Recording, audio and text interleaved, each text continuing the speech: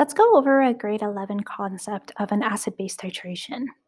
We need to determine the concentration of a 50 milliliter solution of hydrochloric acid if it took already in here 14.57 milliliters of a known concentration, 1.25 mole per liter of sodium hydroxide. And by adding that volume of 14.57 milliliters of our sodium hydroxide to hydrochloric acid, we've achieved neutralization. Before we get to actually answering the question, we need to understand what's going on here. When it comes to determining the unknown concentration, we usually put it in the Erlenmeyer flask. In this case, our unknown concentration is of our acid. So we're going to put the acid in here. And we set it at 50 milliliters. We also add in an indicator. This solution here is our analyte because we need to analyze it and determine the unknown concentration. The burette here has the solution with our known concentration. Because this is a neutralization reaction, we have the acid here and the base here. We know at the beginning that our concentration is 1.25 mole per liter. We need to add 14.57 milliliters because we are controlling the volume added over here. But when we add that volume, that's when we've achieved neutralization. When we want to write down that reaction, especially when it came to grade 11, we knew that acid plus base always makes the salt and water. At the exact equivalence point, you have your hydronium or your H plus ions combine with your hydroxide ions, and they produce water. Since at the equivalence point, they almost cancel each other out and they produce the water, the pH remains at 7. So the HCl neutralizes the sodium hydroxide neutralizes the HCl present in your flask. When it comes to looking at the acid present in solution as well as sodium hydroxide, remember that your hydrochloric acid and your hydroxide here are strong acids and bases. They completely ionize or dissociate into its ions, and that's how you produce the H plus and OH minus. But at an equivalence point, again, they cancel each other out. To actually answer the question now, we need to work with our neutralization reaction. We're given all the information for the sodium hydroxide. We're given, because we know the concentration, we can figure out the concentration of our unknown species or acid. Our concentration for sodium hydroxide is 1.25 mole per liter, and the volume added was 14.57 milliliters of sodium hydroxide. We just need to find the moles by multiplying concentration and volume, and we get the moles of sodium hydroxide. We need to use mole ratio to get to the compound that we are most interested in, which is the hydrochloric acid. It is a 1-to-1 mole ratio, and so the number of moles of sodium hydroxide is equal to the number of moles of hydrochloric acid. The volume of our acid is given in the question, and all we have to do is use that concentration equation. We then can divide the two values and determine the concentration of hydrochloric acid in solution. Now, this grade 11 concept really only is a series of concentration equations as well as that mole-to-mole stoichiometry ratio.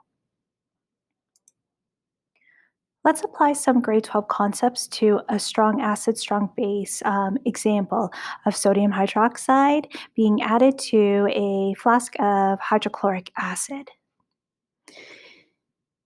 We know that the salt produced here can be broken down into its ions, and those ions we subsequently call salts as well. We know that for a strong acid, strong base solution, that each ion here comes from a strong species. So for example, here our sodium ion, Na+, comes from a strong base, sodium hydroxide. So this is a salt from a strong base. The chloride ion, so this salt, comes from a strong acid, hydrochloric acid. So none of these salts individually will undergo hydrolysis and therefore will not change the pH value. The pH value at the equivalence point is still pH of 7. We're still looking at the same situation where we have our hydrochloric acid with an unknown concentration with our known concentration of our base in our burette. We slowly add and control the volume added of our known sodium hydroxide. We can illustrate this concept in a graph, and this is called the titration curve. It looks like an S pattern over here, where we have almost a vertical line at the middle. The y-axis is our pH, and our x-axis is the volume added of our sodium hydroxide. We're going to break it down into three parts, parts A, B, and then followed by part C of our titration curve. And this again is an example of a strong acid, strong base. So for part A, that's the initial conditions where you did not add any sodium hydroxide yet to your unknown concentration of your hydrochloric acid. So right now, currently, all you have is HCl. So therefore, your pH will be low. And the x-axis reads as if you have no volume added of your titrant. So over here, we have a pH of approximately 1.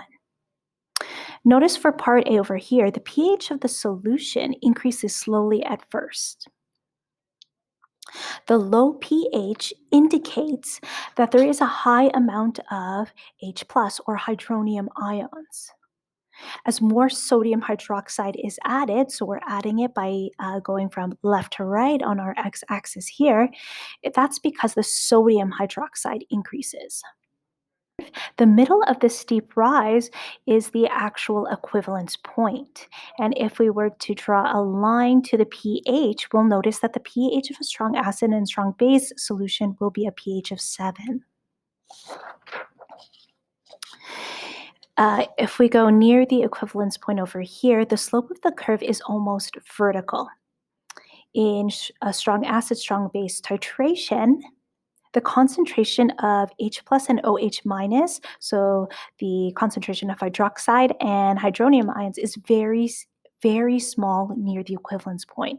So it's a very small window of a small window where even if you add the smallest drop, it could mean a change from an acidic solution to a basic solution. So that's why when we're adding phenolphthalein, it's a sharp change from like a very almost colorless solution to a bright pink. You want to make sure you're aiming for that endpoint. And our visual cue is like the slightest pink color. That endpoint will probably be reflective of a close equivalence point. If we were to add even a small drop of our sodium hydroxide, it could cause a large increase in the pH near this point. So as more of your sodium hydroxide is added drop by drop, the pH slowly increases as you go beyond the equivalence point. So that's for part C.